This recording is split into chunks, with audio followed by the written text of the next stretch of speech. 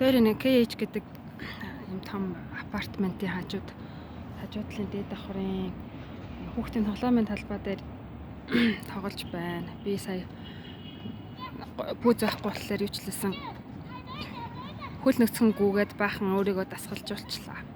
Тэгээ хөлс гараад би хаах сайхан болж байна. Энд нэг 4 охин яг зэрэгцээд гүйж байна. Хүмүүс биендээ их анхаарлаа хандуулж байгаа надад их урамтай сэтгэл татам санагдаж байна. Тэгээ мөнх хайр маань хүүхдтэй тоглож байна. Айлын хүүхд агаатай тоглож байна. Тийм тэгээд би өшөө чөлөөтэй ярддаг болж сурахыг хүсэж байна.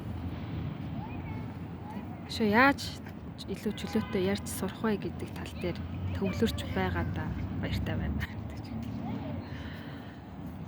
Тэгээд юучлээсэн нэг үе бодвол бие айгу чөлөөтэй авч явж байгаад их баяртай байна. Урд нь би амар барьдаг байсан.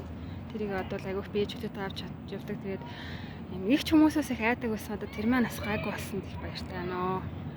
Тэгээд бид хоёр одоо 5 цагаас юунд очих хэвээр 5 цагаас миний хүүхдийн явжаад орхицсан байна штэ. Бид хоёр 5 цагт нэг